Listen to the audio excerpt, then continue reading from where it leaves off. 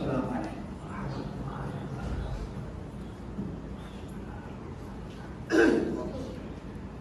نحمده ونصلي ونسلم على رسوله الكريم أما بعد قال الله تبارك وتعالى أعوذ بالله من الشيطان الرجيم بسم الله الرحمن الرحيم الذين آمنوا وتطمئن قلوبهم بذكر الله ألا بذكر الله تطمئن القلوب وقال الله تعالى يا أيها الذين آمنوا اذكروا الله ذكرا كثيرا وسبحوا بكرة وأصيلا وقال رسول الله صلى الله عليه وسلم مثل الذي يذكر ربه والذي لا يذكر مثل الحي والميت أو كما قال رسول الله صلى الله عليه وسلم اللهم صل على سيدنا ونبينا وحبيبنا وقرة أعيننا محمد وعلى آله وأصحابه وبارك وسلم. دنیا کے اندر جتنی چیزیں ہیں ان سب چیزوں کی روح اور جان ان کی زندگی کا سبب اللہ کا ذکر ہے. اللہ کا ذکر ایسا تیل ہے جس کے بغیر کوئی جاندار اور بے جان چل نہیں سکتا. بے جان چیزوں کو جنہیں ہم بے جان سمجھتے ہیں، بے جان چیزیں بھی اللہ کا ذکر کرتی ہیں.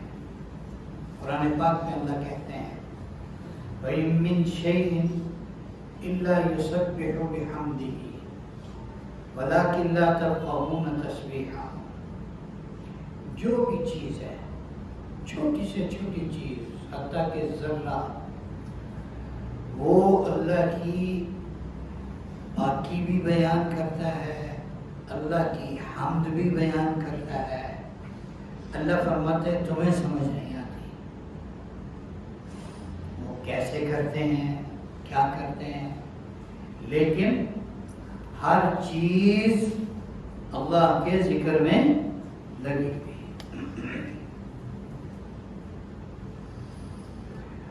اللہ رب العزت کا ذکر ایک ایسی عبادت ہے جو سب سے زیادہ ضروری اور اہم ہے، اور جتنی عبادات ہیں یہ اللہ کا ذکر ان تمام عبادات کا حصہ ہے. نماز کیا ہے؟ نماز کا ڈھانچہ بھئی یہ قیام ہے، بھئی یہ رکوع ہے، بھئی یہ قومہ ہے، یہ سجدہ ہے، یہ جلسہ ہے، یہ قاعدہ ہے، یہ سلام پھیرنا ہے، یہ تکبیر تحریمہ کہنا ہے. یہ نماز کا ڈھانچہ. اس کے اندر ڈھانچے کے اندر کیا ہے؟ قیام میں ہم کیا کرتے ہیں، رکوع میں ہم کیا کرتے ہیں، جلسے میں قومے میں کیا کرتے ہیں، سجدے میں، جلسے میں، قعدے میں کیا کرتے ہیں.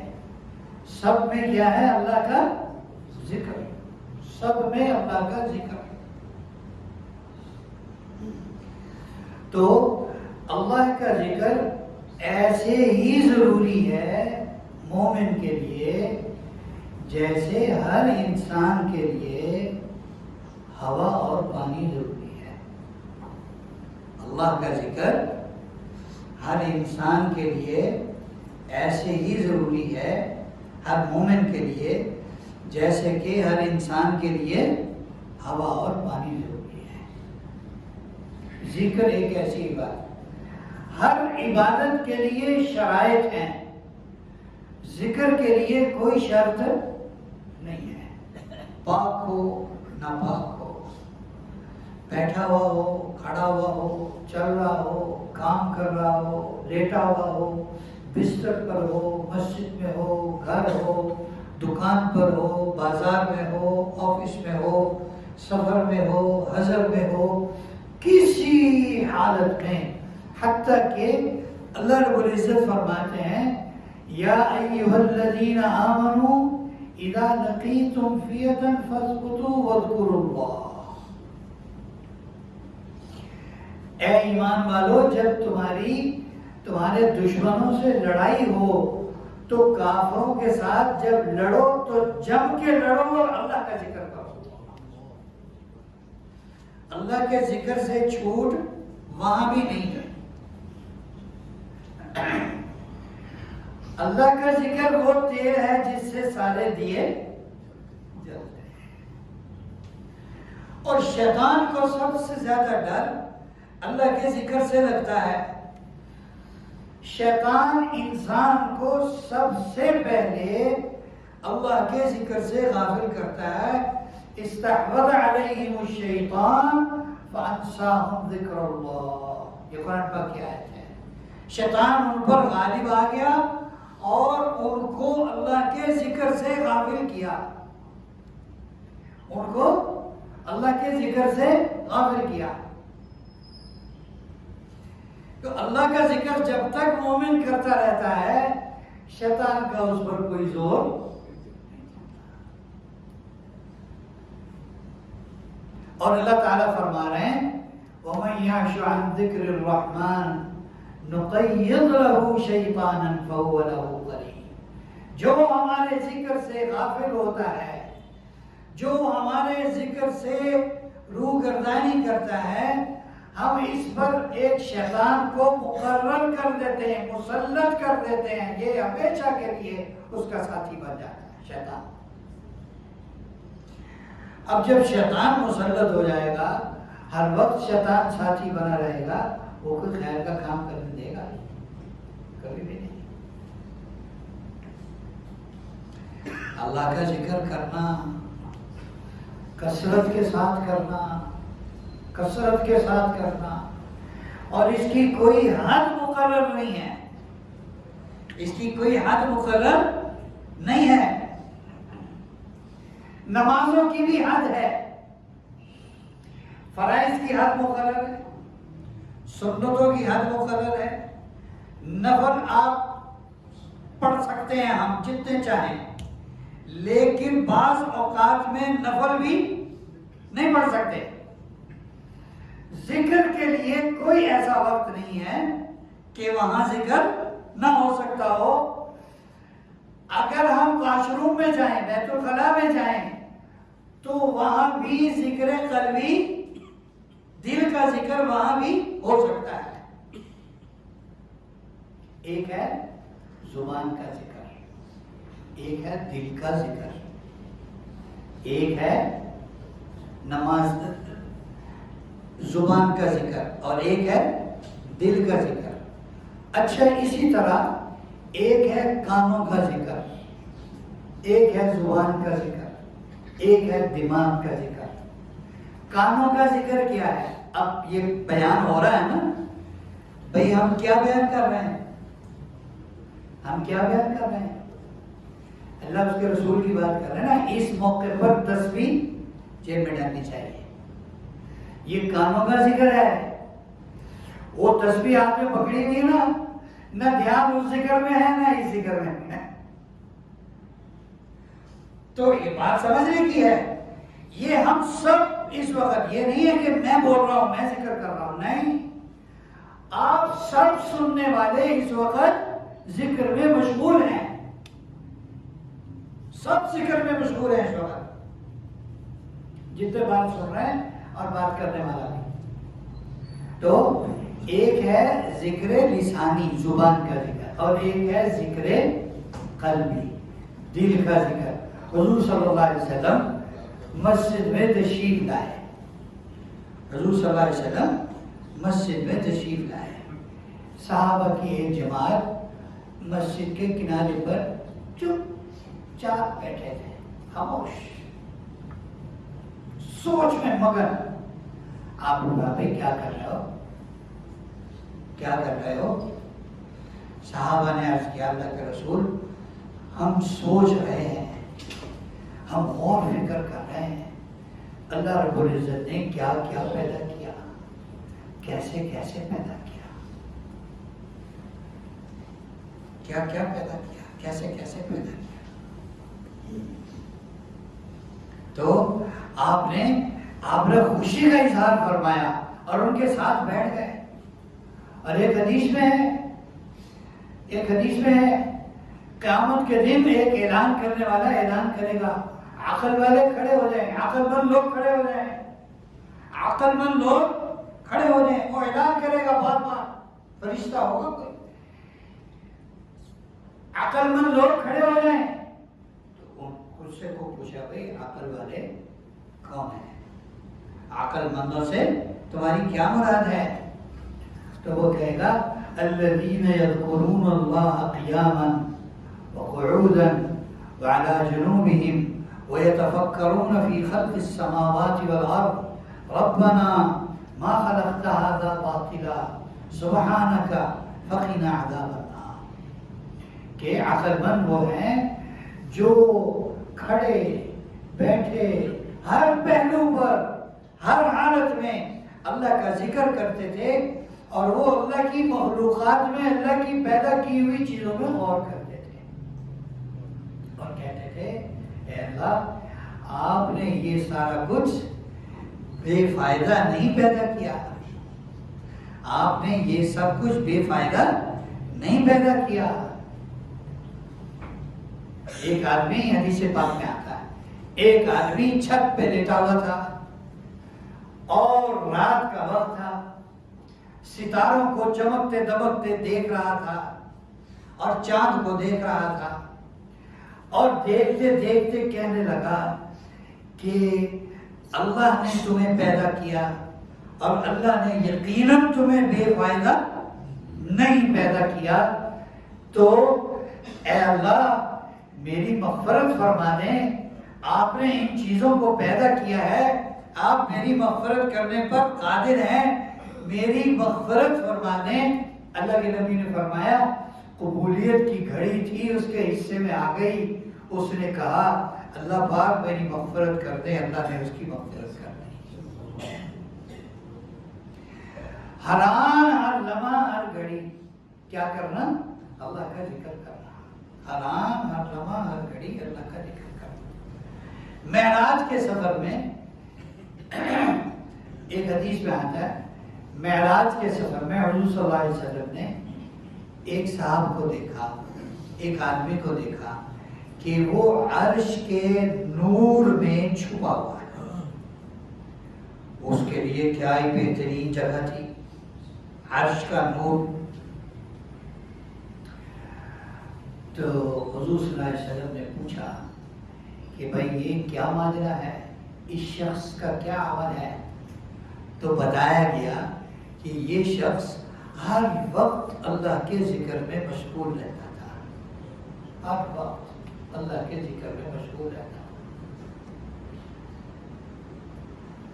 اور جو میں نے حدیث پاک عرض کی, آپ اس سے اندازہ لگائیں کہ جو اللہ کا ذکر نہیں کرتا اس کی مثال کیا دی. فرمایا مثل الذی یذکر ربہ والذی لا یذکر, وہ لوگ جو اللہ کا ذکر کرتے ہیں اور جو اللہ کا ذکر نہیں کرتے.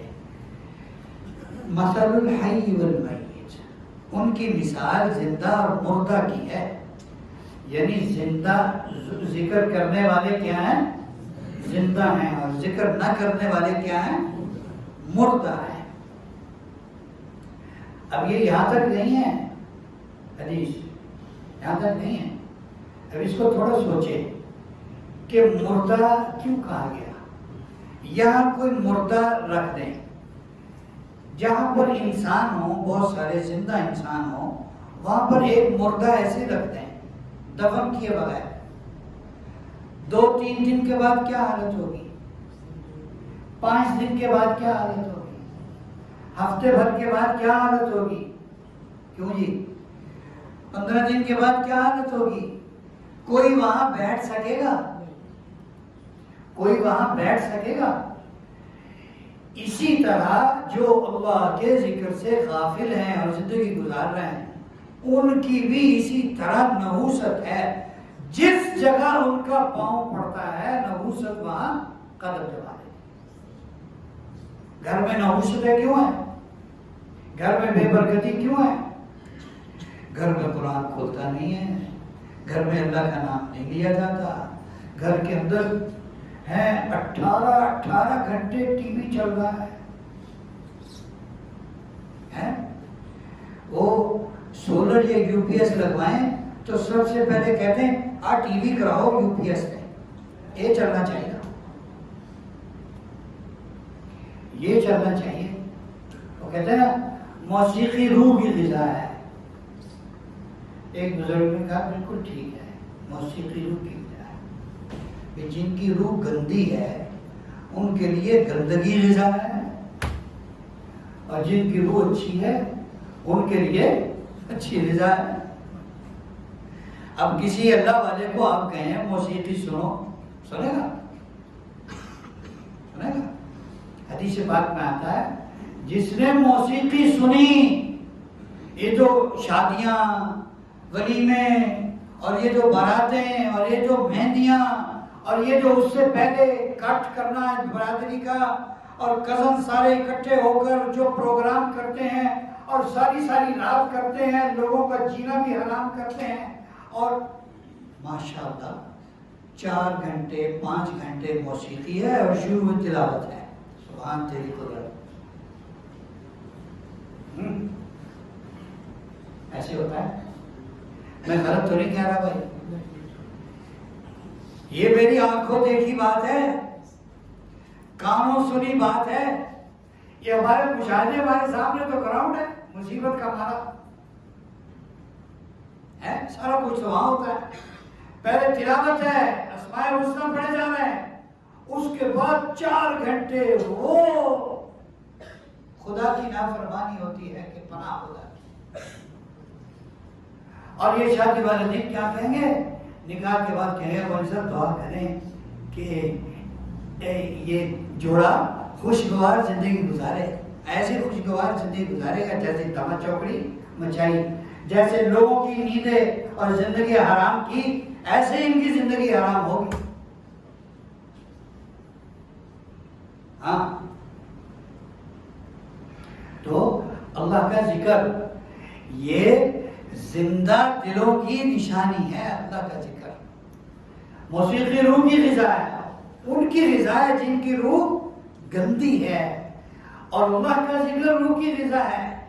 اللہ تعالیٰ قرآن پاک میں فرماتے ہیں سن لو، دلوں کا اطمینان کس میں ہے؟ دلوں کا سکون، دلوں کی راحت اللہ کے ذکر میں ہے، اللہ کے ذکر میں ہے. اچھا، بہت سارے لوگ پریشان ہوتے ہیں تو پھر بالآخر کدھر آتے ہیں؟ بالآخر کدھر آتے ہیں؟ اللہ کی طرف ہی آتے ہیں نا. کیوں آتے ہیں؟ کیوں آتے ہیں اللہ کی طرف؟ بیسیوں نہیں، درجنوں لوگوں کو میں جانتا ہوں جنہوں نے یہاں سے کوئی خیر کی بات سنی، خدا کی قسم کھا کے کہہ رہا ہوں، اس سے بڑی تو کوئی قسم نہیں ہے، منبر پر بیٹھ کر کہہ رہا ہوں، درجنوں نہیں بیسیوں درجنوں ہزاروں لوگ ایسے ہیں جنہوں نے یہاں سے کوئی خیر کی بات سنی اور انہوں نے جواب میں آ کر کہا کہ میں تو پاگل ہونے والا تھا. یہ بات سنی یہاں سے اور عمل کیا، ایسے ہلکا پھلکا ہو گیا، ایسے ہلکا پھلکا ہو گیا. او بھائی، میں اپنی بات نہیں کر رہا کہ میری بات سنی، میں کوئی اپنی بات سنا رہا ہوں، میں نے کوئی اپنی بات کی ہے، میں تو اللہ اس کے رسول کی بات کر رہا ہوں. آج نیکی کا شوق نہیں ہے، ذوق نہیں ہے، مقابلہ نہیں ہے. مقابلہ ہے دنیا داری میں آگے بڑھنے کا، مقابلہ ہے پراپرٹی میں آگے بڑھنے کا، مقابلہ ہے پیسے اکٹھے کرنے کا، مقابلہ ہے اچھے اچھے کپڑے پہننے کا، مقابلہ ہے دنیاوی تعلیم کو حاصل کرنے کا، دوسری چیزوں کا مقابلہ ہے۔ صحابہ کرام میں کیا مقابلے ہوتے تھے؟ صحابہ کرام میں کیا مقابلے ہوتے تھے؟ جو صحابہ کرام مال کے اعتبار سے کمزور تھے، بہت بڑے مالدار نہیں تھے، وہ حضور صلی اللہ علیہ وسلم کی خدمت میں آئے، عرض کیا تھا کہ رسول یہ مالدار ہم سے بہت آگے بڑھ گئے ہیں، بعض چیزیں تو ہم سب کرتے ہیں، نماز ہم بھی پڑھتے ہیں، یہ بھی پڑھتے ہیں، روزہ یہ بھی رکھتے ہیں، ہم بھی رکھتے ہیں، اور جناب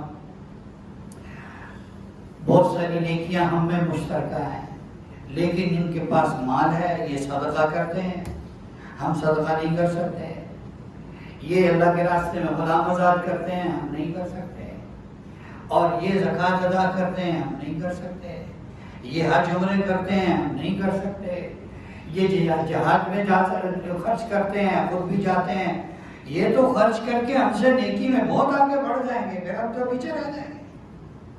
آپ صلی اللہ علیہ وسلم نے کہا، ارشاد فرمایا کہ تم بھی یہ کام شروع کر دو، ہر نماز کے بعد تم یہ کام شروع کر دو، ہر نماز کے بعد 33 مرتبہ سبحان اللہ، 33 مرتبہ الحمدللہ، اور 34 دفعہ اللہ اکبر کہنا شروع کر دو، ان سے آگے نکل جاؤ۔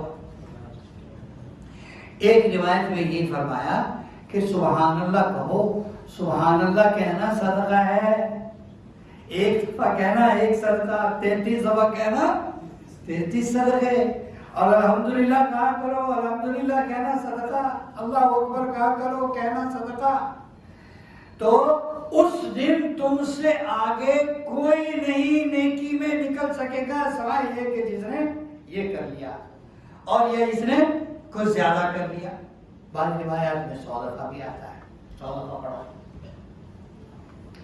اچھا، اس وقت تو مقابلہ تھا نیکی کا، پیسوں کا تو کوئی مقابلہ نہیں تھا۔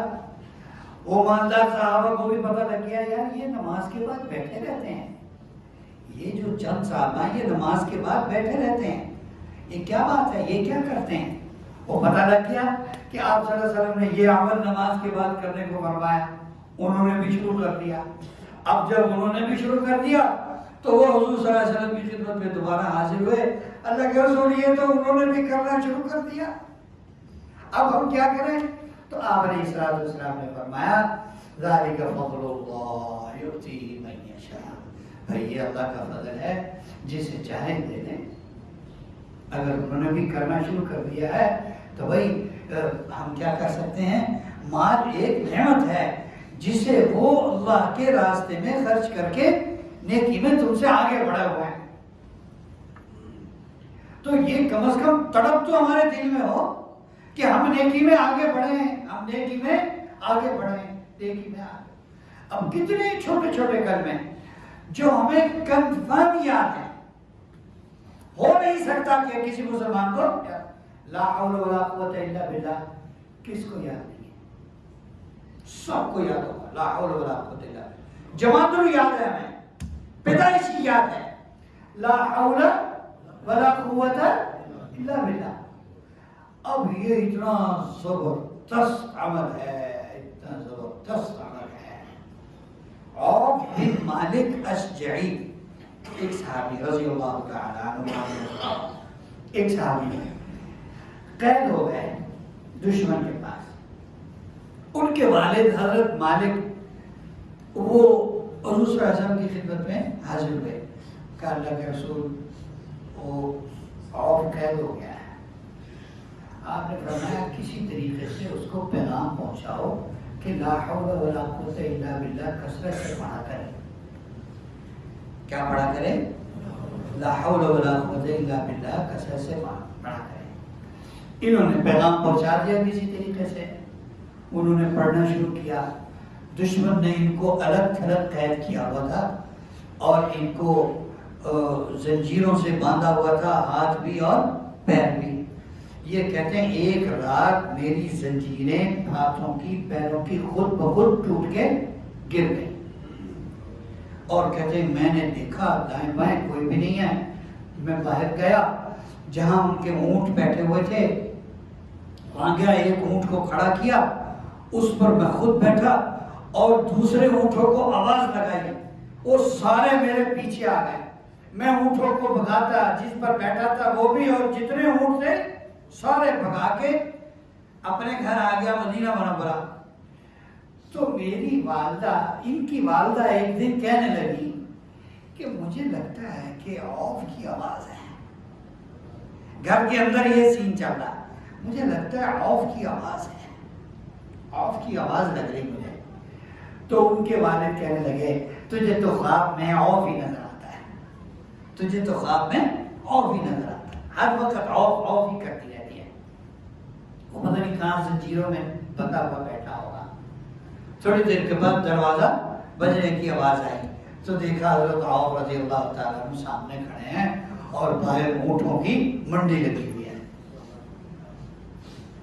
تو اب یہ جملہ چھوٹا سا ہے، اور یہ نبی کریم صلی اللہ علیہ وسلم فرمایا عرش کے نیچے کا خزانہ ہے.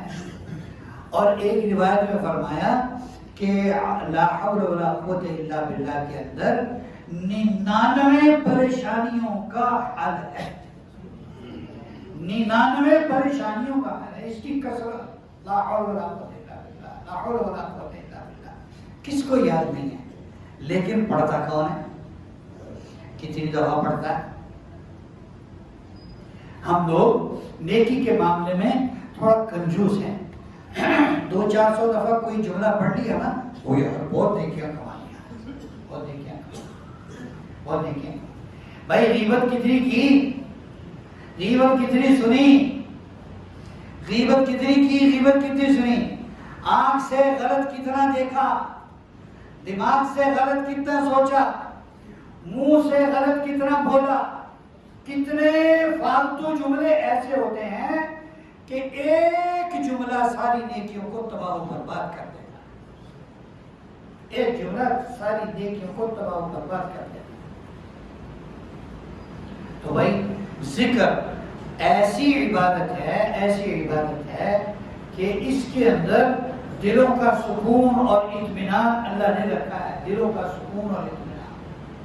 اور جو نیکیاں ہیں، نیکیوں کا تو آپ پوچھے ہی نہیں، نیکیوں کا تو آپ پوچھے ہی نہیں. ہمارے حضرت فرمایا کرتے ہیں کہ ذکر کے بہت انعامات حدیث میں آئے ہیں، لیکن ذکر کا سب سے بڑا انعام یہ ہے، اللہ فرماتے ہیں فَاذْكُرُونِي أَذْكُرْكُمْ، میرے بندے تو مجھے یاد کر، میں تجھے یاد کروں گا. یہ ذکر کا سب سے بڑا انعام کہ بندے کی کیا اوقات ہے. بھئی اللہ تو بڑے ہیں نا، اللہ تو یاد، اللہ کو تو ہم نے یاد رکھنا ہی رکھنا ہے. اور بندہ یاد کرے تو اس کو کون یاد کرے؟ اللہ یاد کرے. یہ ہے ذکر کا سب سے بڑا انعام.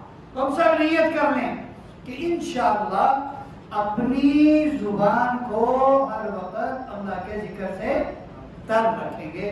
اللہ ہمیں اس پر عمل